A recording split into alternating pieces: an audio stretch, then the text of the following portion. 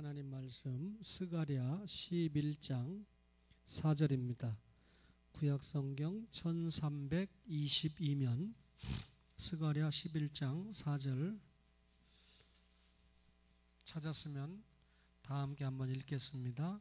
시작. 여호와 나의 하나님이 이르시되 너는 잡혀 죽을 양떼를 먹이라. 아멘. 여러분 1960년대, 70년대, 80년대를 살아보셨습니까? 이때는 한국교회가 굉장히 성장하는 때였습니다. 심지어 어느 지역에 천막만 치고 목회를 해도 교회가 부흥한다는 그런 시기였습니다. 근데 지금 2016년을 통과하고 있는데 조금 들여다보면 1990년대부터 한국교회는 서서히 쇠퇴기를 맞이하기 시작을 했습니다.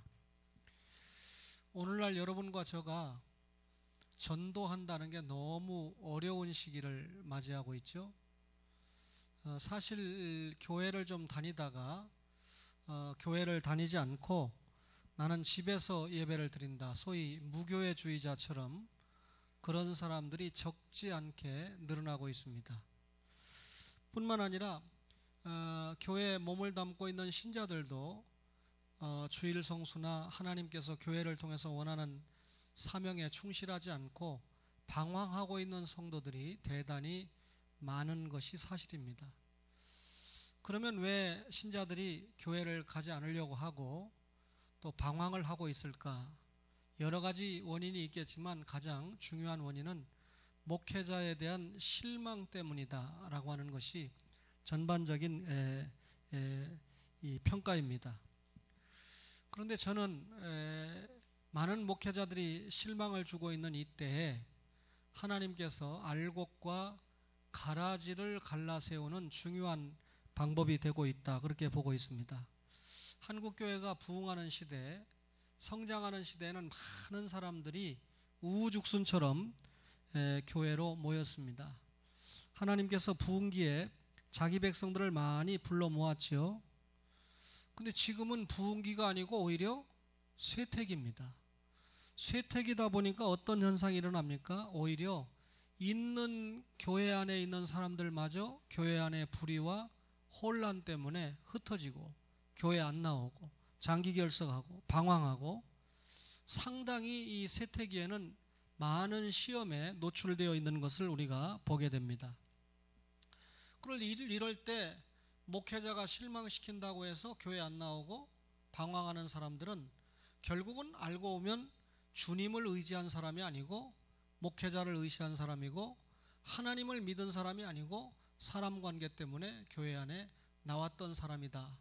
주님이 알곡과 가라지를 가르고 있다라고 하는 것을 우리가 분명히 볼 수가 있습니다.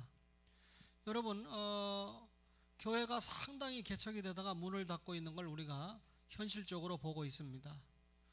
혹 이걸 교회가 흥망성쇠다 이렇게 표현한다고 그러면 교회가 문을 닫든지 쇠퇴하든지 망하든지 아무런 관계없이 하나님의 나라, 신구약 66권에 기초한 하나님의 교회는 견고하다는 것을 여러분과 제가 믿고 있습니까?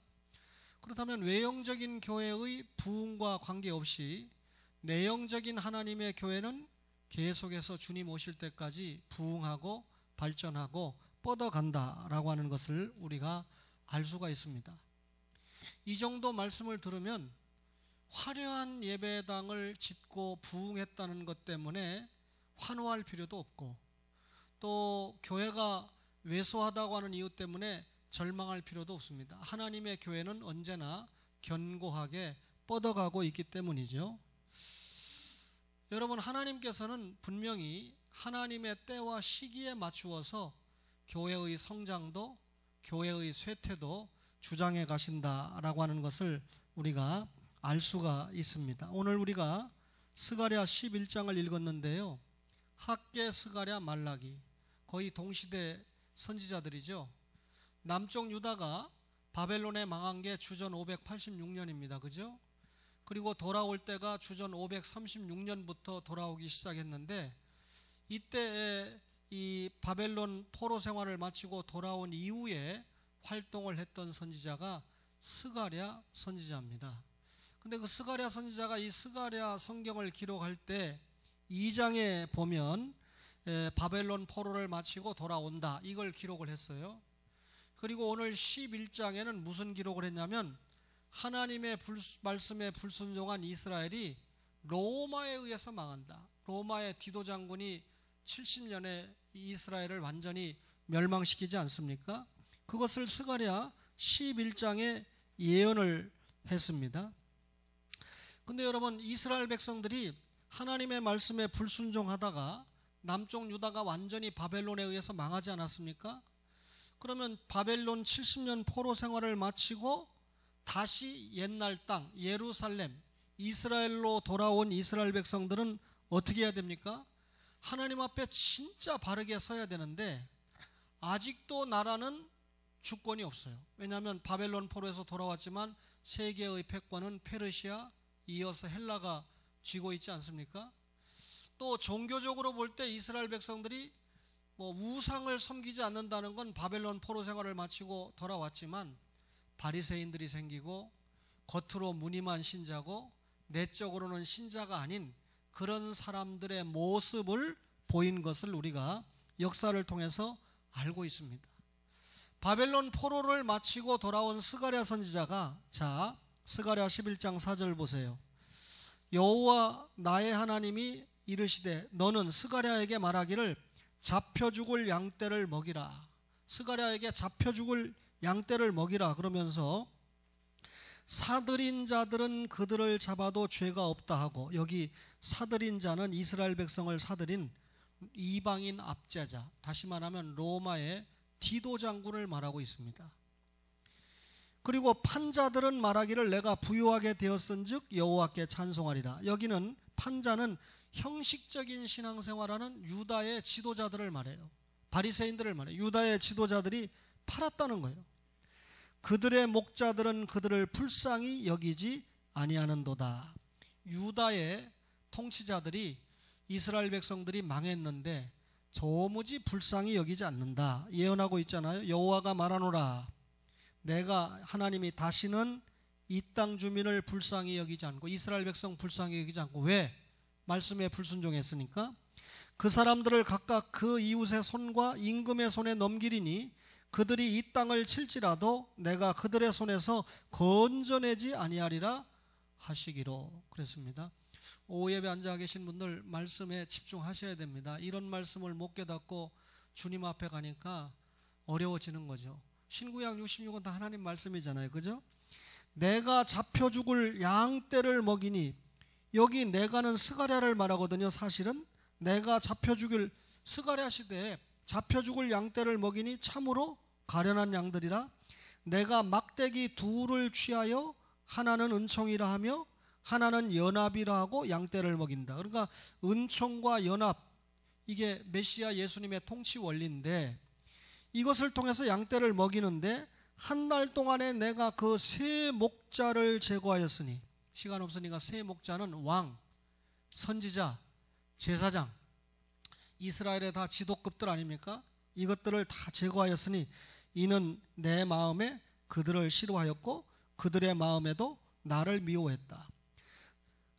내가 이르되 내가 너희를 먹이지 아니하리라. 죽는 자는 죽는 대로, 자연적인 사망입니다. 망하는 자는 망하는 대로, 이방의 침략을 통해서 망합니다. 나머지는 서로 살을 먹는 대로 네 분이 일어나서 살을 먹는 대로 두리라 하고 하나님이 내버려 둡니다. 이에 은총이라는 막대기를 취하여 꺾었으니 이는 모든 백성들과 세운 언약을 폐하려 했습니다. 저는 이 말씀을 듣고 여러분에게 주석합니다. 여기 보세요. 이는 모든 백성들과 세운 언약을 폐한다. 이스라엘 백성과 세운 언약이 보존되어야 되는데 하나님이 폐해버린다. 그러면 여기에 너는 스가랴 같이 나오지만 실제로 누구라는 걸 알 수가 있습니까? 예수님이라는 걸 알 수가 있죠. 하나님이 세우신 언약을 폐할 수 있는 사람은 스가랴가 아니고 예수님 자신이기 때문에 그렇습니다. 그렇다면 여러분, 오늘 너는 잡혀 죽을 양떼를 먹이라 라고 하는 말씀에 대한 이해를 여러분이 할 수가 있겠죠. 자, 방금 11장 4절 이후에 성경 제목이 뭐라고 되어 있습니까? 두 목자 이렇게 되어 있는데, 스가랴를 통해서 예수 그리스도를 우리에게 알려주고 있는데, 분명히 스가랴는 예수님이 고난의 종으로 이 땅에 온다는 겁니다. 하나님과 언약 관계에서 이스라엘의 죄를 사하기 위해서 이 땅에 온다는 겁니다. 그런데 이스라엘 백성들은 어떤 예수님을 기다리는 거죠? 정치적인 메시아를 기다린다는 것입니다. 그러니까 예수님을 고난의 메시아, 대속주로 기다려야 말이 되는데, 그렇게 기다리지 않으니까 이스라엘 민족과 맺은 언약을 하나님이 파기할 수밖에 없어요. 여자의 후손이 십자가에 죽을 예수로 보는데, 저들은 그런 예수가 아니고 자신들을 로마를 깨버리시고 해방시켜줄 메시아를 기다리니까 이스라엘의 지도자들은 잡히는 양떼에는 전혀 관심이 없습니다. 이런 말씀에 불순종해서 이스라엘이 환난을 당할 때도 분명히 택자가 있잖아요. 남은 자가 있잖아요. 스가랴 시대도 그렇고 예수님 시대도 그렇잖아요. 그러니까 스가랴에게 뭐라고 그럽니까? 너는 잡혀 죽을 양떼를 구하라, 먹이라. 그죠? 예수님이 이 땅에 오셨을 때도 여러분 다 바리새인 같지만 그 중에 택자가 있습니다. 그런 사람들을 위해서 예수님이 말씀을 먹이고 그런 사람들을 위해서 십자가를 지는 거죠. 다시 말하면 예수님이 자기 백성을 구원하기 위해서 이 땅에 왔고 자기 백성을 위해서 십자가에 죽었지 아무나를 위해서 십자가에 죽은 것이 아니다, 그 말입니다. 자, 스가랴가 예언을 하고 난 다음에 예수님이 오시기까지 약 500년이라는 시간이 있었는데, 그걸 우리가 구약과 신약 사이에 중간기다 이렇게 말하잖아요. 말라기가 끝나고 마태복음이 시작되기까지 약 400년인데 스가랴 시대까지 따지면 약 500년 정도가 되지 않습니까? 그런데 오늘 스가랴가 말하기를 분명히 뭐라고 이야기를 했습니까? 8절 마지막에 내 마음에 그들을 싫어하였고 그들의 마음에도 나를 미워했다. 여기 내가 스가랴, 근데 또 내가 누구라고 그랬습니까? 스가랴를 통해서 누구를 예표했다고요? 예수님. 그렇게 성경을 볼 줄 아는 사람이죠. 그러면 예수님이 오셨는데 사람들도 예수님을 싫어했고 예수님도 그들을 싫어했다. 예수님이 사람의 몸을 입고 왔는데 이스라엘 백성들이 예수님 좋아했습니까? 정치적인 메시아를 기다렸으니까 좋아하지 않았어요. 그러니까 십자가에 내준 거 아닙니까? 근데 예수님도 자기를 고난의 종, 메시아로 기다린 사람들을 좋아하지, 메시아로 기다리지 않은 이스라엘의 유대인이나 바리새인이나 사두개인과 같은 정치적인 사람들, 외식적인 신앙생활하는 사람들을 예수님도 좋아하지 않았습니다. 화 있을진저 말씀이 정확하게 맞지 않습니까? 그렇죠? 그러면 여러분 스가랴 11장 6절을 보세요. 여호와가 말하노라 내가 다시는 이 땅 주민을 불쌍히 여기지 않고 그 사람들을 각각 그 이웃의 손과 임금의 손에 넘겨버리리니 그들이 이 땅을 칠지라도 내가 그들의 손에서 건져내지 아니하리라 하시기로. 내가 잡혀 죽을 양떼를 먹이니, 다 말씀에 불순종하고 형식적인 신앙을 가지고 망하고 잡혀간다 할지라도 그 잡혀 죽을 양떼 택자를 내가 어떻게 한다고요? 먹인다. 그러니까 밤나무 상수리 나무가 배임을 당해도 택자는 있지 않습니까? 스가랴 당시에도 남은 자가 있고 예수님이 먹여야 될 자기 백성이 있다, 그 말이죠. 그러면 여러분 이스라엘 백성들이 왜 이렇게 망합니까? 간단하죠. 하나님의 말씀에 순종하지 않아서죠. 노골적으로 말하면 율법을 지키지 않았기 때문에 하나님이 그들에게 맺은 언약을 파기한다고 그랬어요. 그들에게 제사장 나라 삼고 그들에게 하나님의 백성 삼겠다고 그랬는데 그들이 예수님을 영접 안 하니까, 죄인은 예수님을 영접해야 하나님과 관계가 되는데 고난의 메시아를 기다리지 않고 정치적인 메시아를 기다리니까 이런 이스라엘을 하나님이 버릴 수밖에 없다. 겉으로만 선민이었지 속으로는 선민이 아닙니다. 하나님의 자녀다운 믿음을 전혀 가지고 있지 않습니다. 그럼에도 그 가운데 잡힐 양떼 가운데 누가 있어요? 남은 자가 있고 택자가 있어요. 예수님은 그들을 먹인다, 그 말이죠. 이해가 되지 않습니까? 그러니까 아무리 쇠퇴기에도 교회가 부흥하다가 아무리 문을 닫는 쇠퇴기에도 하나님은 이 교회의 심지를 끄지 못해요. 왜? 쇠퇴기에도 여전히 주님을 통해서 구원받고 주님을 통해서 말씀을 먹어야 될 양떼들이 있기 때문이죠. 이해가 되십니까? 여러분, 구약의 유명한 이사야 선지자가 이사야 53장에 엄청난 예언을 했잖아요. 고난의 종을 예언했잖아요. 그런데 여러분, 이사야가요, 하나님의 말씀을 가지고 아무리 예언을 해도 거의 그 당시의 사람들이 100% 가깝게 그 선지자의 예언을 받거나 듣지 않을 것이라는 것을 알았습니다. 그러면 상대방이 뻔히 안 들을 거 알면서 안전합니까? 아니에요.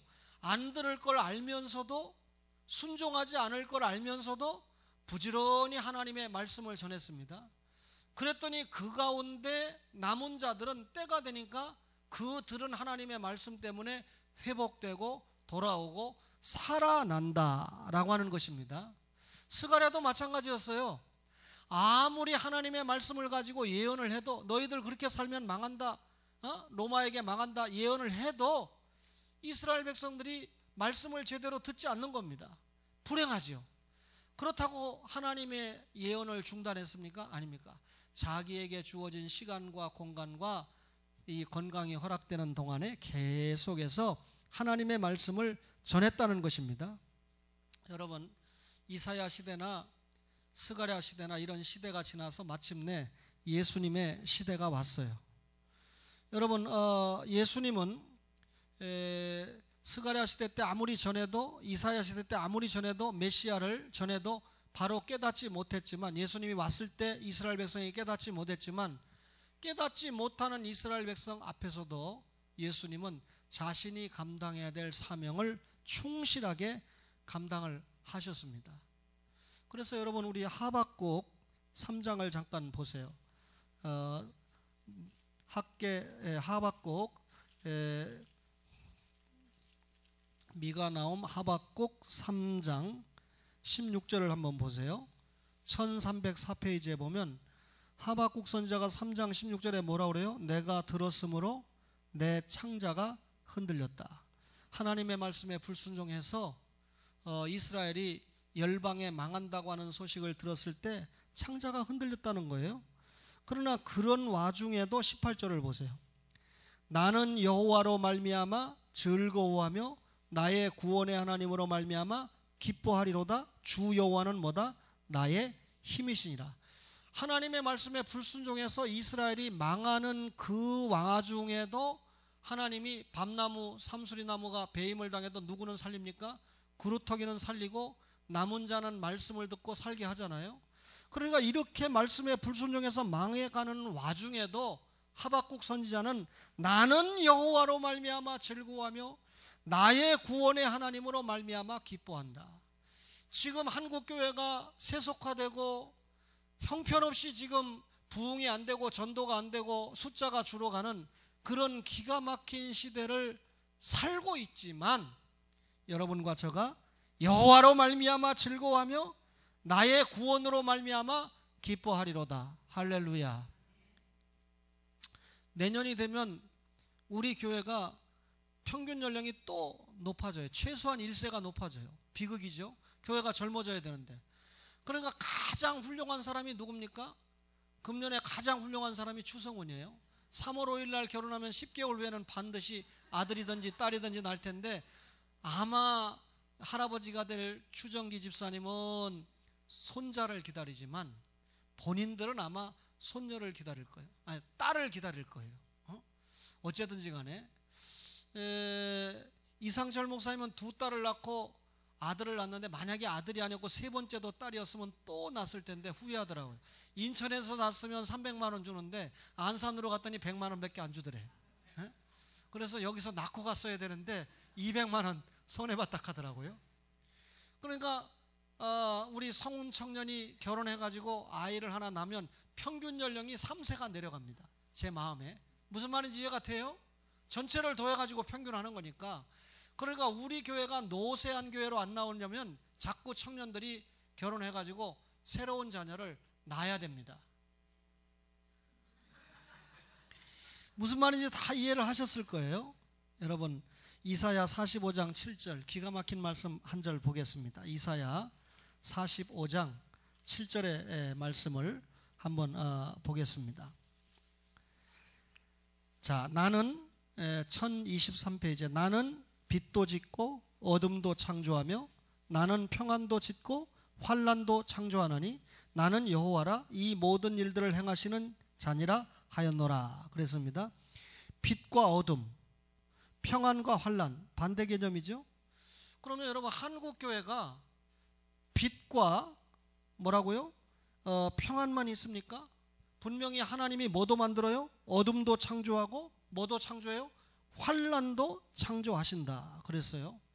그러면 한국교회가 무조건 부흥합니까? 이 말씀에 의하면 부흥할 수 있죠.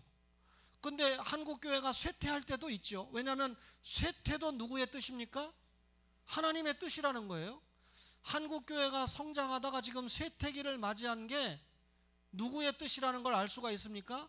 하나님의 뜻이라는 걸 알 수가 있습니다. 그러면 이런 말씀을 안다면 목사가 예수 믿으면 잘 됩니다, 무조건 부흥합니다 라고 외친다면 역사가 증명하는 유럽 교회의 쇠퇴나 미국 교회의 쇠퇴는 뭐라고 설명을 할 것입니까? 한국 교회가 성장하는 때가 있었습니다만 지금은 말할 수 없이 쇠퇴하고 있는 이 시기를 맞이하고 있는데 알고 보면 이것이 하나님의 뜻이라는 걸 알 수가 있습니다. 여러분, 분명히 한국 교회가 부흥기가 있었고 성장기가 있었어요. 지금은 쇠퇴기라고 말씀을 드렸습니다. 쇠퇴기는 뭐냐면 이꼴 핍박기입니다. 여러분, 한동안 목회자들이 애를 먹여가지고 제가 자격이 안 된 목회자들이 목회자가 되는 바람에 그렇다. 목회자의 자격은 소명과 사명의식이겠지만 외형적으로 볼 때는 국가가 혹은 교단이 인정하는 신학교냐 아니냐 하는 게 중요한데 워낙 무인과 신학교가 많다 보니까 이런 사람들이 자꾸 이 양산이 돼가지고 사고를 쳤다 그러면 신학이 없고 신앙이 없는 목사들이 많다 보니까 그렇게 얘기했는데 이제는 뭐 그것도 말할 단계가 아니에요. 지난번에 여러분들이 봤다고 하는 용사제 칼부림 난 사건, 어느 교단, 대한민국 최고 교단의 전 총무와 후 총무가 칼을 주고받았다는 사건, 이분들 다 대한민국의 정규 신학대학원을 졸업한 분들입니다. 이번에 부천에서 이 딸을 통해서 중대한 사건을 일으켰던 사람은 부천의 서울신학대학 겸임교수예요. 가장 성결해야 된다고 하는 성결교단의 목사입니다. 그래서 성결교회를 내가 절대 폄하한 거 아니에요. 그 한 사람 때문에 성결교회가 도매급으로 넘어갈 수 없잖아요. 그죠? 이게 기가 막히잖아요. 불신자들은 이런 거 저런 거 따지지 않고 목사가, 신학대학 교수가 이런 정도다 하면서 기독교는 기독교가 아니고 뭐다? 이상한 종교로 부를 정도로 지금 한국교회는 어려움을 맞이하고 있습니다. 이런 시대에 목사가 무조건 한국교회가 형통하고 성공한다, 나도 교회를 개척하면 무조건 성장한다, 이걸 꿈꾼다고 하면 예수님의 재림기가 가까우면서 이 쇠퇴기를 통해서 하나님이 알곡과 가라지를 갈라 세우고자 하는 뜻에 역행되는 것이라고 생각합니다. 여러분, 예수님이 이 땅에 오시고 지금까지 구원의 때, 은혜의 때가 있었습니다. 세계교회를 통해서 복음이 증거되면서 교회가 설립되고 교회가 확장되는 시기가 있었습니다. 그러나 이제 성경적으로 볼 때 이 시기가 거의 끝났다. 복음을 통해서 교회가 성장하는 시기가 거의 끝났다. 그러면 어떤 시기냐? 쇠퇴기를 맞이하고 있다. 쇠퇴기는 곧 뭐다? 환난기를 맞이하고 있다. 그렇다면 예수 믿는 일 때문에 복을 받고 예수 믿는 일 때문에 형통하는 것이 아니라 예수 믿는다는 이유 때문에 멸시를 받고 교회 나간다는 이유 때문에 조롱을 받는 그런 시대를 맞이하고 있다, 그 말입니다. 하나님은 분명히 이런 방법을 통해서 알곡과 가라지를 갈라 세울 것입니다. 여러분, 예수님은 친히 아셨어요. 자신이 이 땅에서 사역을 하시고 부활 승천하시면 예수님의 제자들이 활동하는 시대가 되잖아요. 교회 시대가 되잖아요. 이 교회 시대 때 예수 믿는 일 때문에 교회가 무조건 환영을 받고 축복을 받는 것이 아니라 환난을 받는다는 걸 예수님이 아셨어요. 그래서 많은 말씀을 주셨습니다. 지난주에 사람들을 상가라 양을 1리떼, 유대인들도 1리떼로 받습니다. 로마를 통해서 얼마나 핍박을 많이 받았습니까? 따라서 여러분, 예수님께서 복음을 전하는 제자들이 번영, 형통이 아니라 엄청난 환난과 핍박을 당할 것을 알았기 때문에 갈라디아서 2장 10절을 보겠습니다. 갈라디아서 2장 10절을 보겠습니다.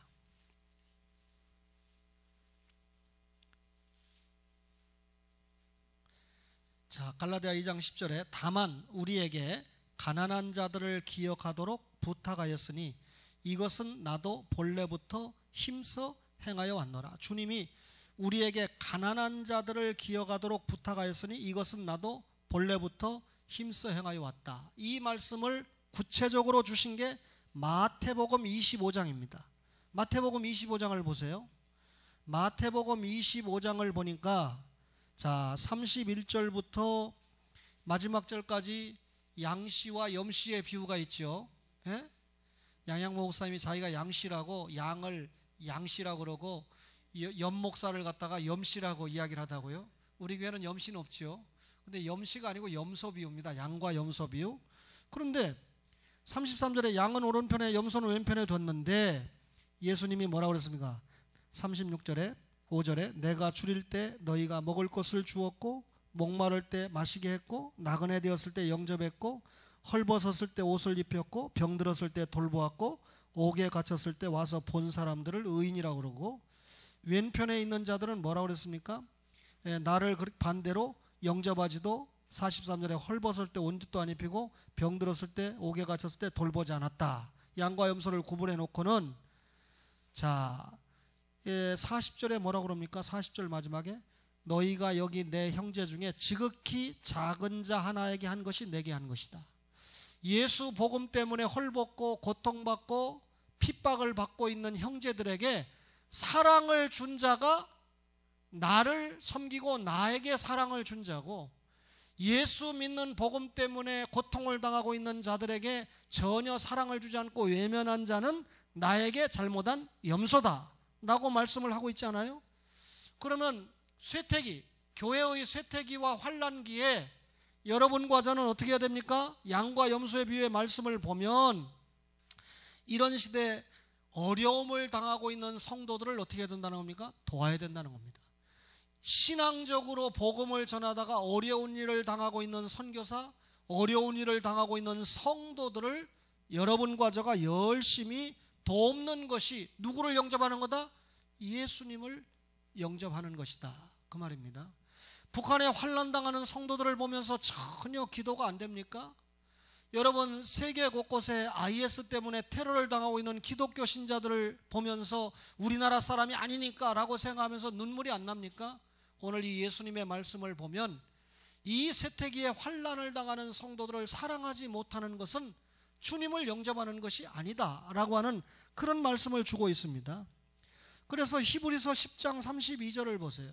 여러분들, 히브리서 10장 32절에 보니까 뭐라고 말씀합니까? 말씀을 목사가 얘기할 때는 찾아보는 게 주님의 뜻이죠. 10장 32절을 한번 다 같이 읽겠습니다. 시작. 전날에 너희가 빛을 받은 후에 고난의 큰 싸움을 견디어낸 것을 생각하라. 빛을 받았다는 말은 예수 영접한 후에 고난의 큰 싸움, 예수 믿고 신앙과 신앙을 지키고 신앙을 전파하기 위해서 살다가 어려움을 당했던, 환난과 시험을 당했던 것을 기억을 하라라고 설명을 하잖아요. 그 뒤에 보면 구체적으로 비방과 환난으로서 사람에게 구경거리가 되고 혹은 이런 형편에 있는 자들과 사귀는 자가 되었고, 너희가 갇힌 자를 동정하고 너희 소유를 빼앗기는 것도 기쁘게 당한 것은 더 낫고 영구한 소유가 있는 줄을 알미라. 그러므로 너희 담대함을 버리지 말라. 이것이 큰 상을 얻게 하느니라. 너희에게 인내가 필요하면 너희가 하나님의 뜻을 행한 후에 약속하신 것을 받기 위함이라. 여러분, 핍박과 환난의 시대에 어떻게 된답니까? 성도들이 서로 돕고 서로 사랑하고 서로 의지하는 것이 예수님을 영접하는 방법이다라고 설명을 하고 있죠. 여러분, 지금 이슬람교 신자들 가운데 이슬람 국가를 세우겠다고 하는 사람들이 누굽니까? IS죠. IS, 다시 말하면 이슬라믹 스테이트를 세우겠다고 하는 사람들이 IS입니다. 얼마나 극단적인 테러 행위를 하고 있습니까?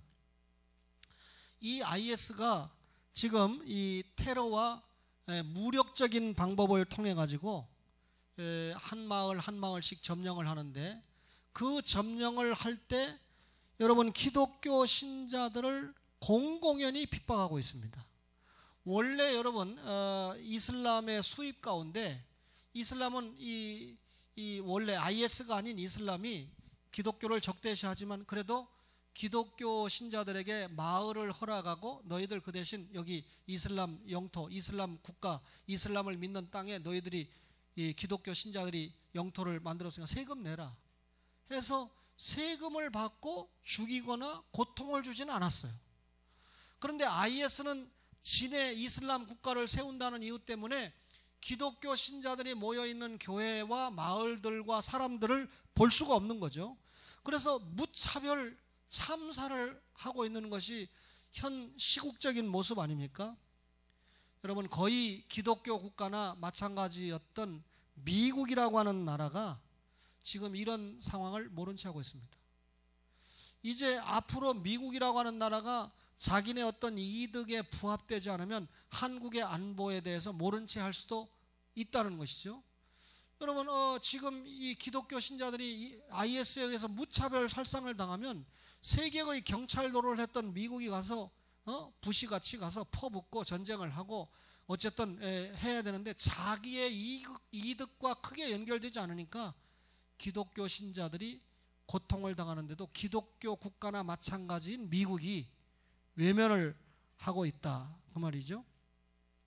아프리카에서도 여러분, 우리가 보통 이슬람 하면 중동만 생각하는데 아프리카에서도 굉장히, 나이지리아나 이런 데서도 IS에 의해서 혹은 보코하람에 의해서 굉장히 고통을 당하고 있지 않습니까?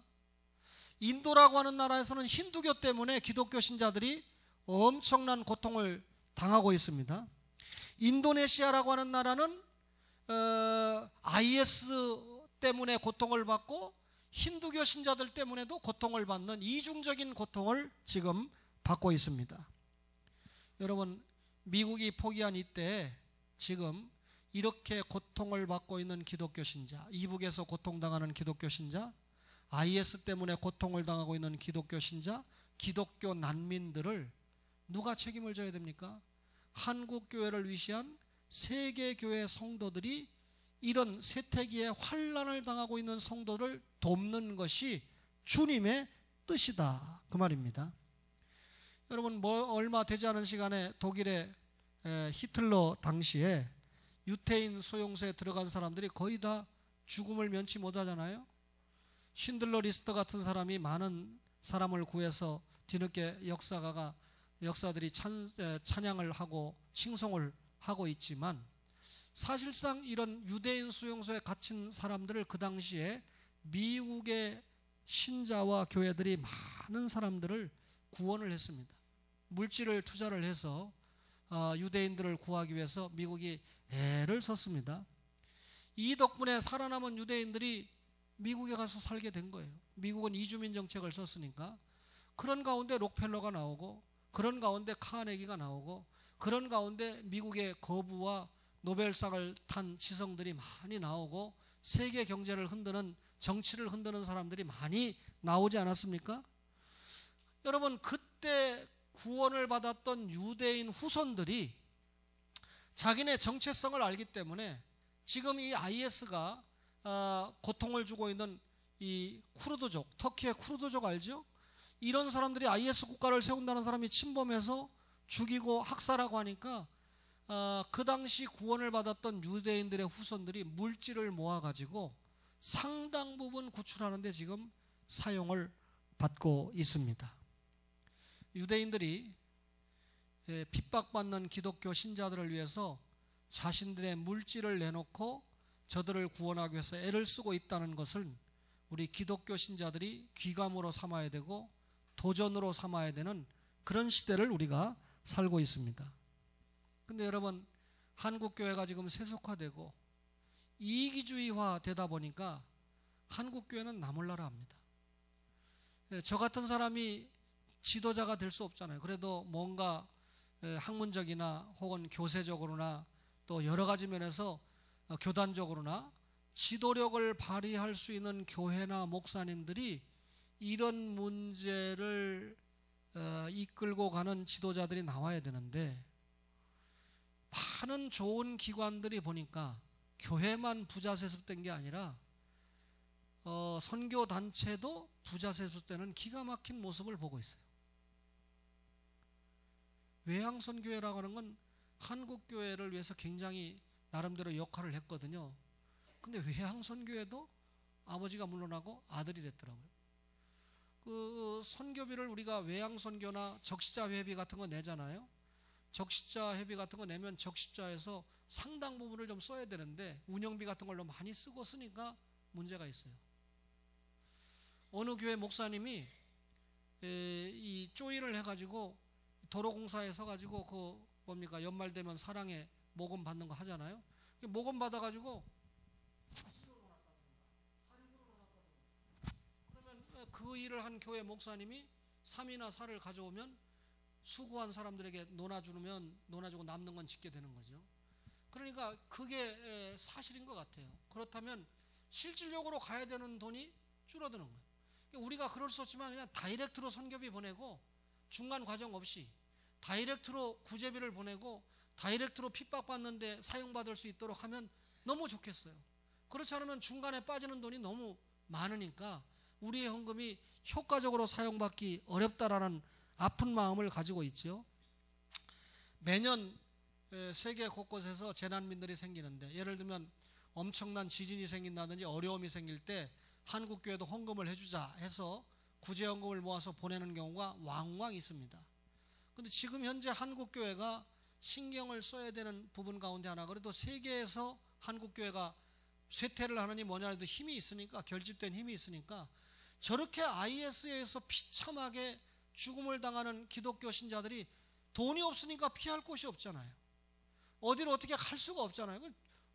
자기 집에서 살다가 마을에서 살다가 그냥 침범해 오면 뭐 따질 것도 없습니다. 무조건 죽여버리니까, 기독교 신자라는 이유 때문에 죽여버리니까.